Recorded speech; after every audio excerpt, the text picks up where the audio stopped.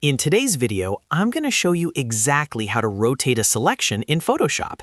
This is something that confuses a lot of beginners because rotating a selected area is completely different from rotating the entire canvas.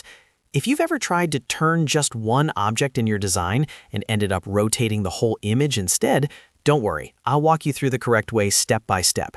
And if this tutorial helps you out, make sure to hit that like button and subscribe for more simple Photoshop guides just like this. Let's get started. The first thing you need to understand is that Photoshop treats selections separately from the full image. That means before you can rotate anything, you need to select the exact area you want to adjust. So step one is to make your selection. You can use any selection tool depending on your project. If you need a freehand selection, choose the lasso tool. If you're selecting a square or rectangular area, use the rectangular marquee tool. And if you want Photoshop to automatically detect edges, the quick selection tool works great. Simply click and drag around the object you want to rotate until you see the marching ants outlining your selection. Once your selection is active, we can move on to the most common method for rotating it, which is using free transform. With your selection still active, press Ctrl+T on Windows. This activates free transform. As soon as you press that shortcut, you'll see a bounding box appear around your selected area.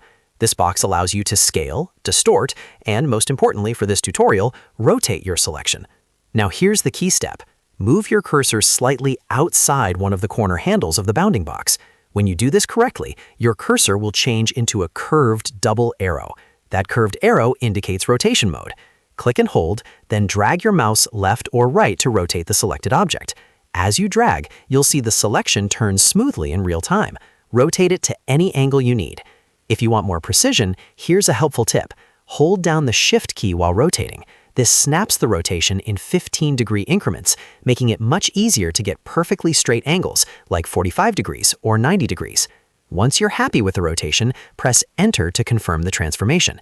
If you don't press Enter, Photoshop won't apply the change. And that's it. You've successfully rotated only the selected part of your image without affecting the rest of the canvas. Now let's quickly look at another method you can use if you prefer working through the top menu instead of keyboard shortcuts. Start again by making your selection using any of the selection tools. Once your object is selected, go to the top menu and click Edit. From the drop-down, hover over Transform and then choose Rotate. This will activate the same transform controls and bounding box that we saw earlier.